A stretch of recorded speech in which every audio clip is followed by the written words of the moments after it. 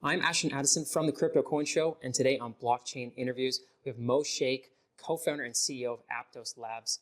Mo, welcome to the show, and thanks for taking the time. Thanks for having me, Ashton. It's a pleasure to be here. Likewise, pleasure to dive into the Aptos ecosystem, Aptos blockchain today. It's been an amazing journey that I've been following so far, but there's so much more to learn, especially inside of the Move ecosystem and everything that you and the team and the whole blockchain are doing right now.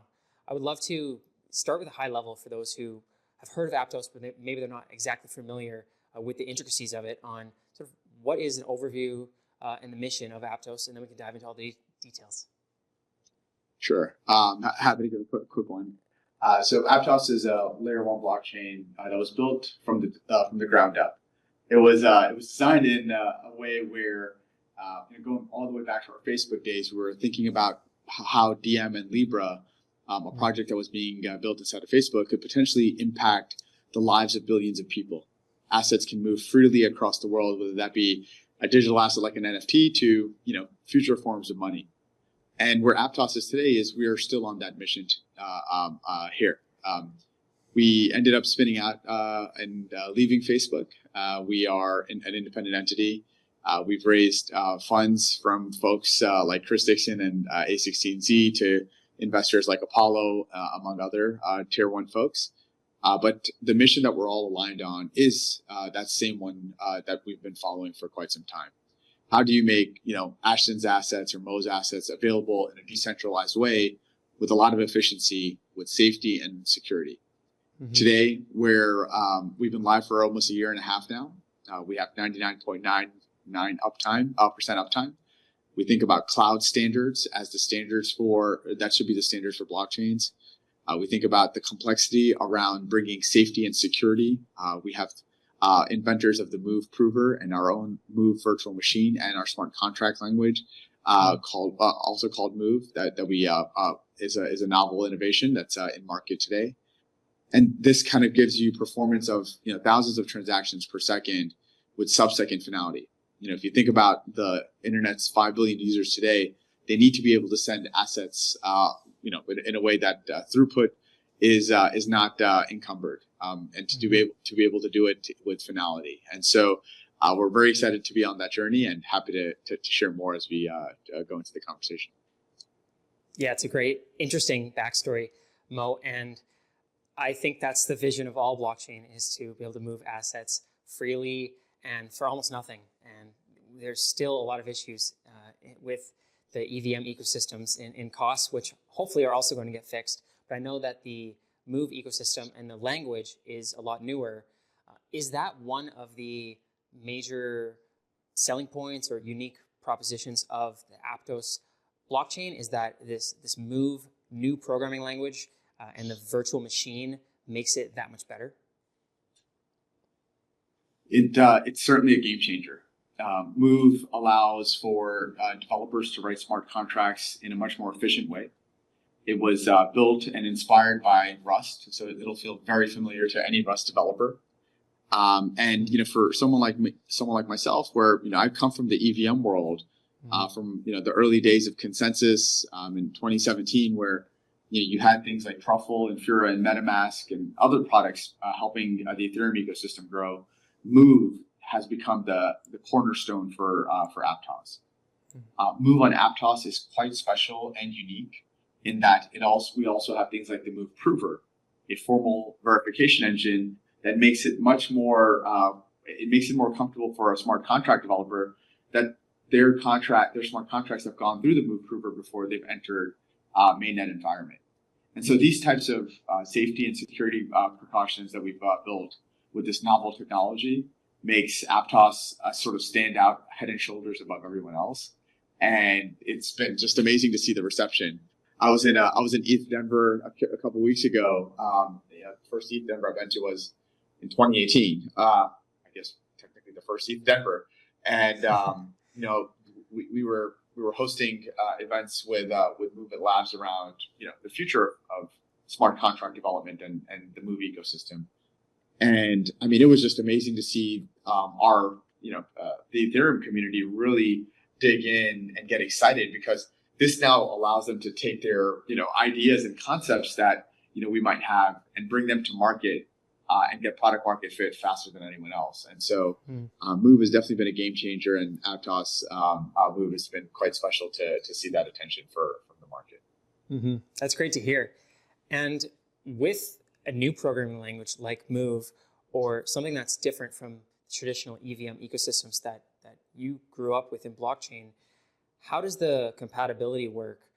Obviously, it's a newer language. It's supposed to be better, but there's a huge network effect on the Ethereum ecosystems, the DeFi there. Is there cross-compatibility for DeFi and other applications to work between different virtual machines?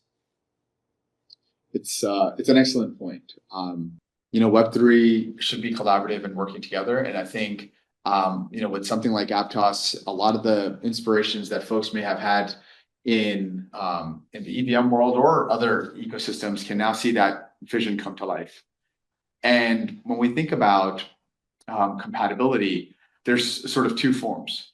One is, can you take your existing assets that you have in environments and bring them over into a more efficient environment? You can do that with bridges like Layer 0 and Wormhole today. And so those bridges were live on day one, and we really appreciate the brave work that those teams are doing out there in market. So if you had an asset in the EVM world and you wanted to bring it to Aptos and allow it to go faster and move in a much more secure, safe, and cheaper way, you can do that with those bridges. There's a second group of folks where they realize that in order to take full advantage of Aptos and Move, they're interested in integrating the network in a more native way. And so, projects like LivePair, a decentralized video processing network and system, along with even DeFi protocols like SushiSwap, have implemented Aptos as their non-EVM chains. And so this allows someone like SushiSwap to take full advantage of high throughput, low latency, and incredibly low gas fees. A transaction cost 1/1000 of a cent, right? Even today, I was trying to transact on the Ethereum blockchain, a $500 billion network, and the times were a little bit very slow, and the cost was still greater than $1. And so that's not the world that we think the billions of people will want to operate in. And so these EVM-based projects have been taking full advantage of that.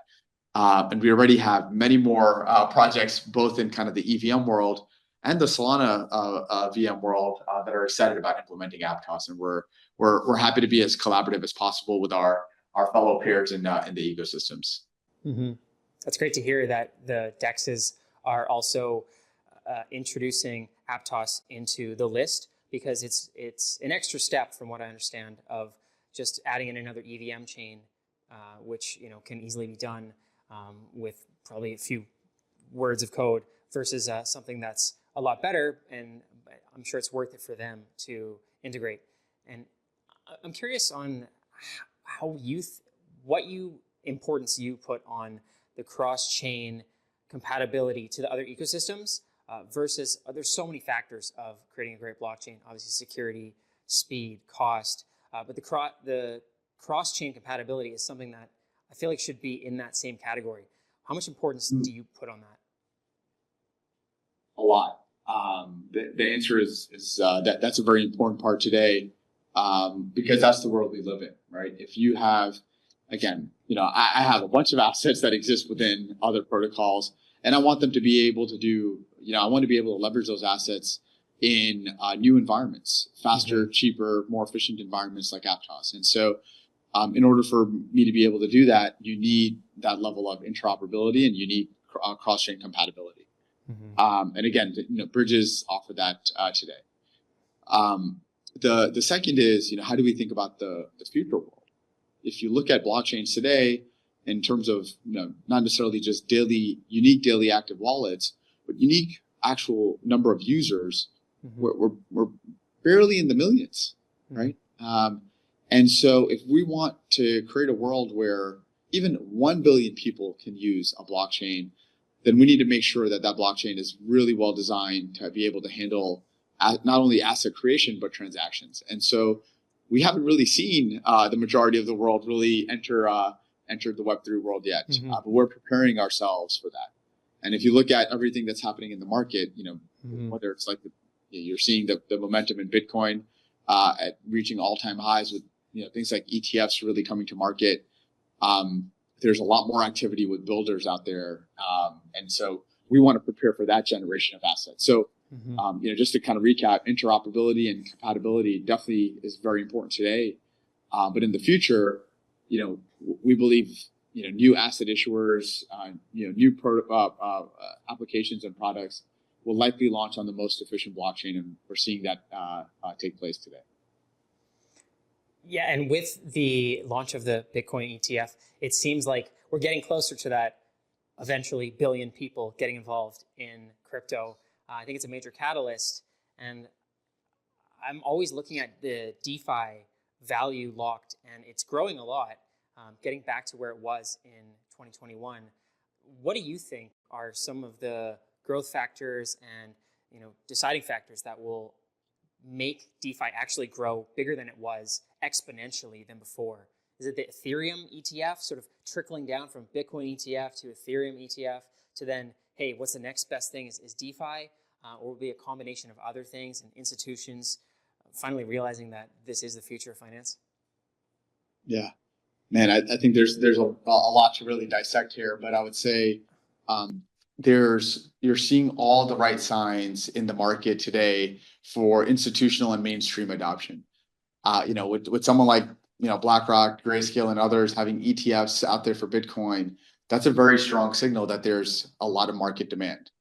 Now you have to go through these institutions to be able to get access to these funds, but that's a lot better than maybe some of the other options that the demand had today. And that's good. I think, as of today, which is the day that the show is being recorded, is March 11th.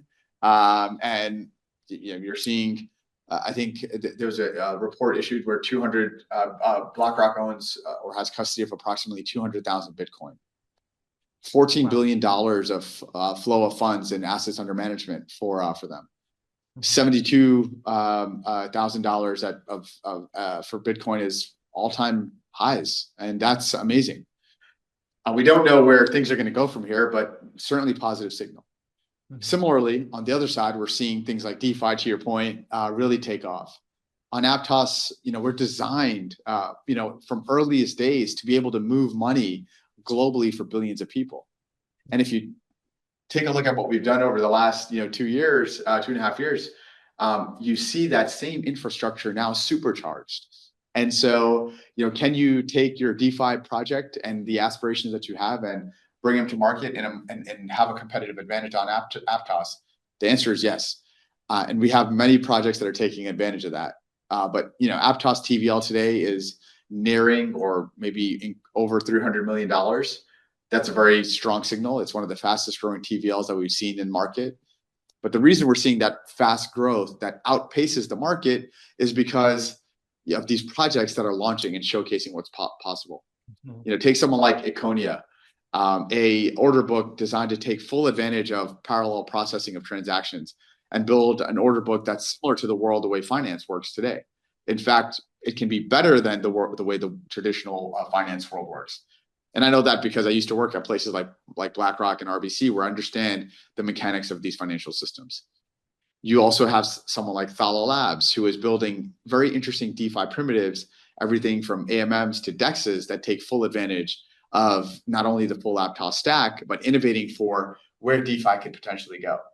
And then lastly, you have someone like Merkle Trade that takes the complexity of trading in the Web3 world and makes it feel very similar to a user experience that the average individual may be accustomed to. And so these three projects are just some indicators of where we see DeFi going. But I think you kind of hinted at it well. The traditional finance world and the DeFi world are certainly converging. And we're happy to be the venue for that convergence. Mm-hmm.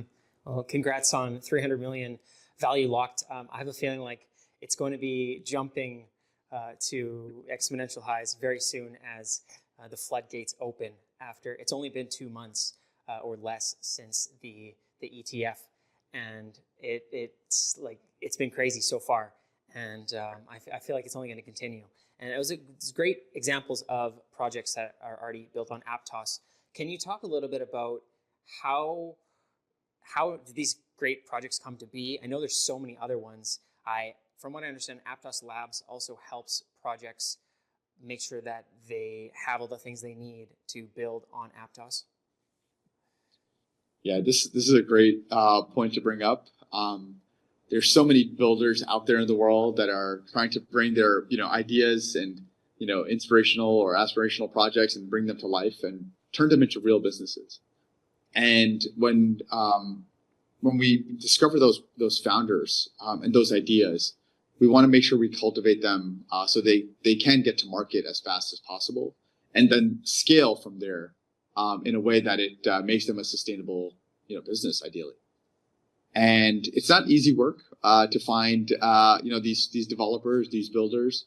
We look for an incredible amount of depth and expertise in their respective field that they want to disrupt. We also look for what is the complementary fit of that team.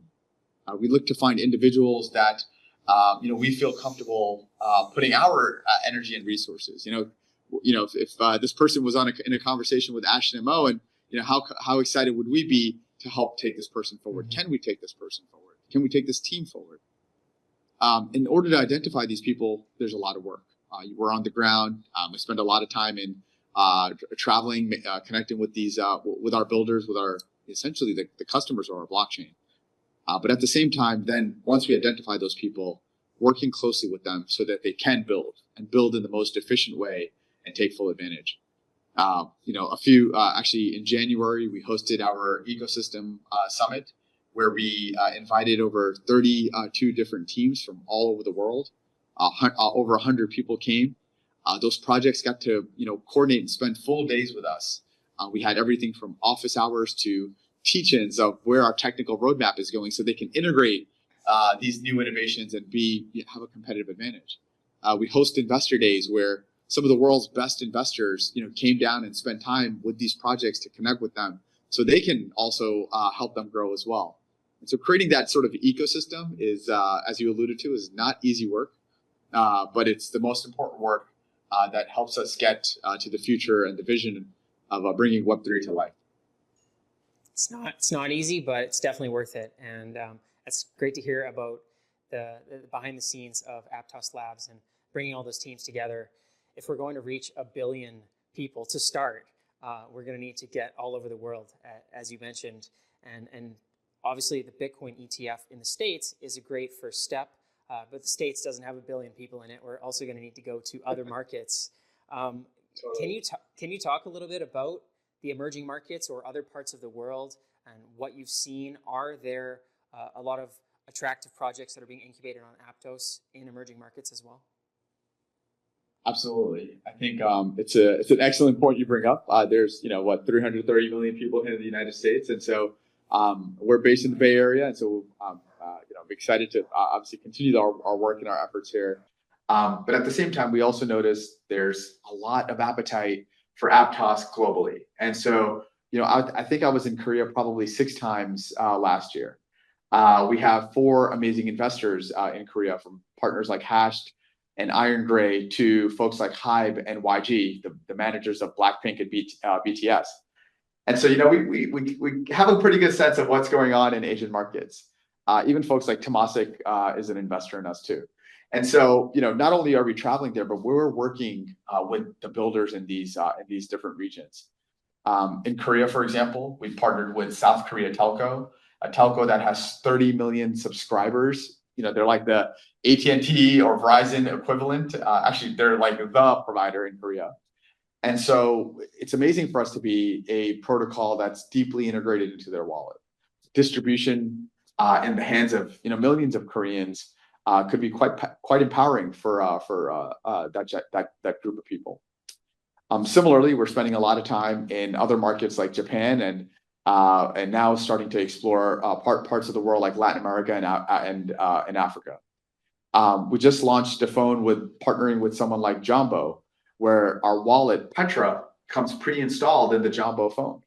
And the Jumbo phone is not a expensive phone. It's a $99 phone that, if you and I were living in Latin America, we'd be able to afford it, or in Southeast Asia, or again in Africa.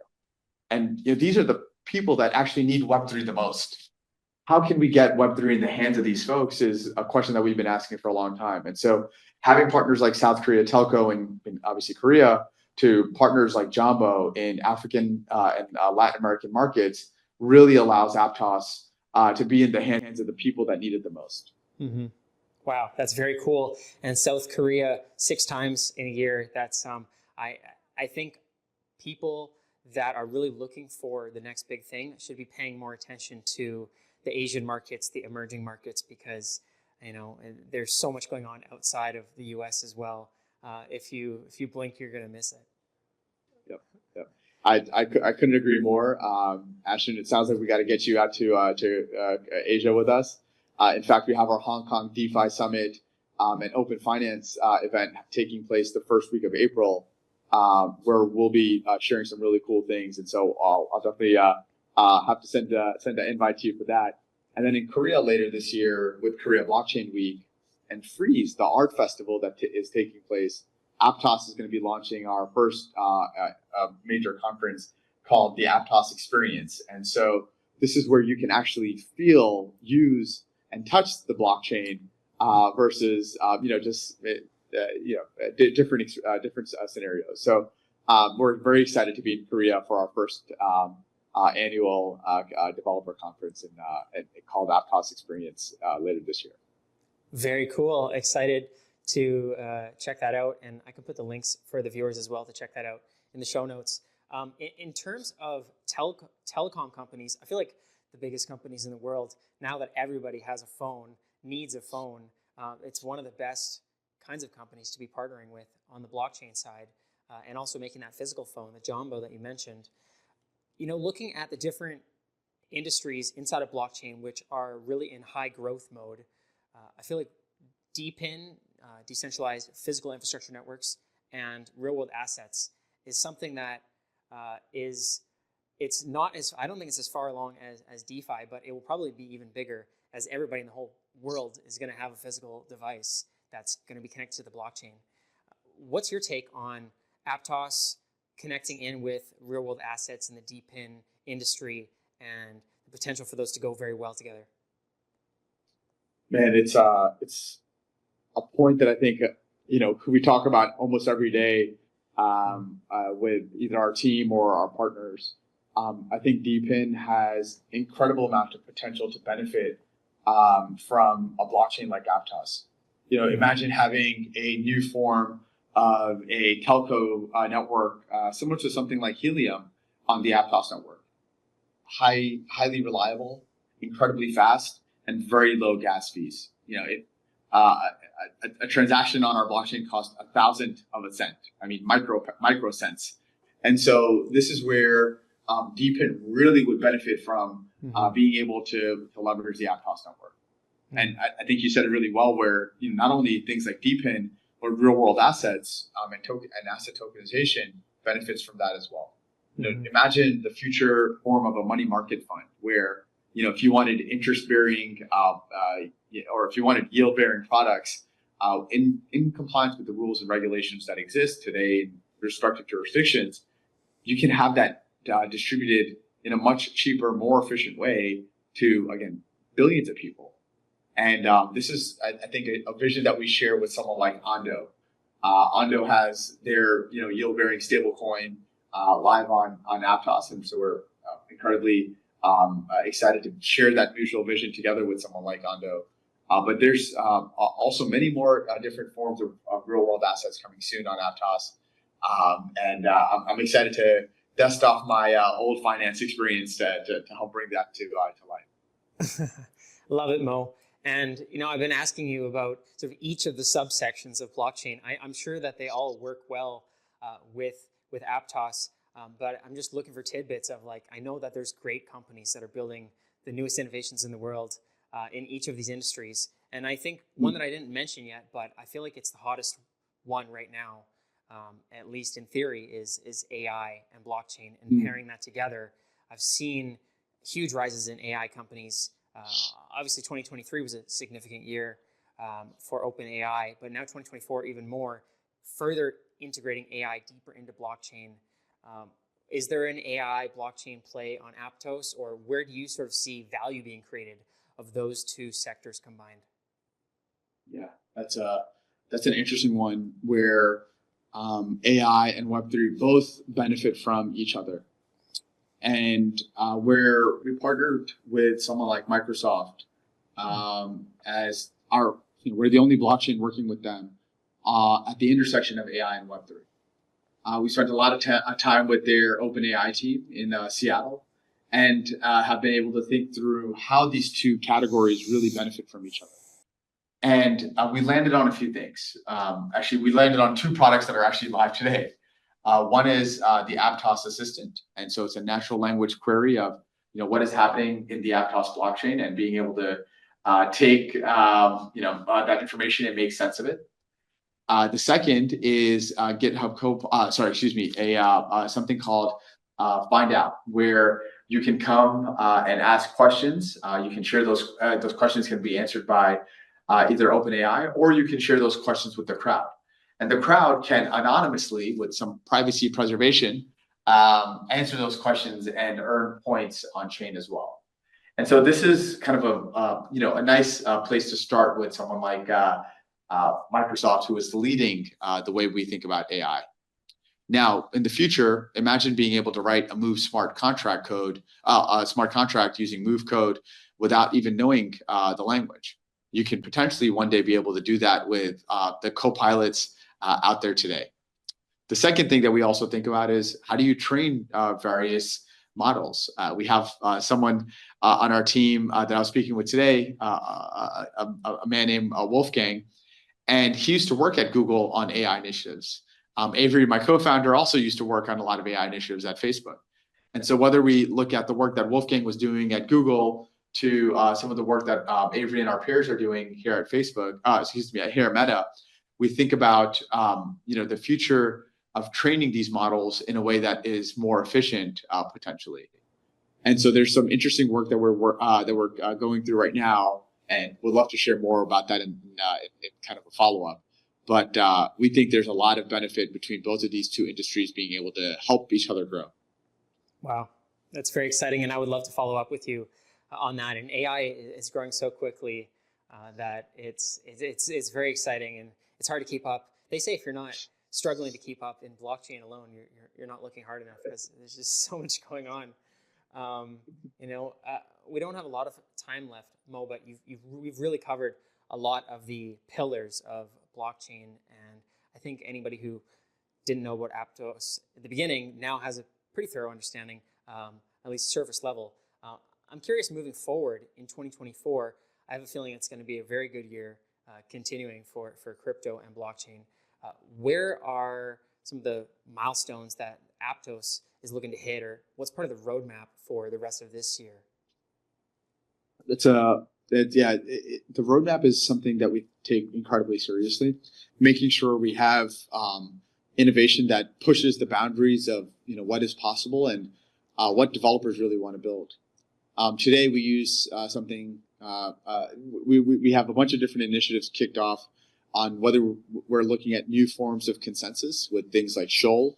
The key authors of that paper are on our team, and we'll be sharing a lot more on how Shoal will get implemented in sort of the coming weeks. Actually, we also and if you actually just to pause there, if you think about how difficult it is to not only design and build a new consensus mechanism, but to implement it into production. We're incredibly fortunate to have an amazing group of team members inside of Aptos that can help make that a reality. Mm-hmm. We're also pioneering and continuing to push Move forward, whether it's upgrading the formal verification engine to thinking about the Move virtual machine and all the way to the language itself. We're pushing the entire Move ecosystem forward, not only by ourselves, but with a lot of great colleagues and external ecosystem developers. Mm-hmm. Folks that are using to leverage Move are all picking Aptos Move, and we're pushing the technology forward not only by ourselves, but together as an ecosystem. And then finally, innovating on the way smart contracts work to data and indexing services. We have folks like Dune Analytics that are live today, among other data services. But pushing those products forward, which are core infra components that need to be just available on day one for builders, are all either coming to life very soon or are work in progresses. And so that roadmap for us from the technical perspective is a very important one, and something that we're going to be very steadfast on. But the last point I think that's worth mentioning is I think we did close to 50 AIPs last year, 5 major upgrades to the protocol. And if you think about that, I don't think there's any blockchain that even comes near that level of improvements on upgrading the infrastructure. Mm-hmm. And so, we take, to your point earlier, right? We take improvements incredibly seriously, and we'll be pushing a lot more out there in 2024. Very cool. I'm looking forward to it, Mo, and I can definitely leave some links for developers interested in Aptos, startups, and just general investors or users, and anybody who's sort of interested in diving into whether it be the socials or the ecosystem. I would love to share more of that just down below so people can get direct access to it. I really appreciate you taking the time and diving into all these categories. It's very exciting what Aptos Labs and Aptos are up to, and I'm wishing you guys all the best in the rest of 2024, and let's definitely follow up before the end of the year in the coming months to hear more updates and just hear more of the latest and what's next on the roadmap. And thank you so much, Mo. Really appreciate it. Thanks so much, Ashton. Well, appreciate you having me, and it's been a pleasure chatting with you.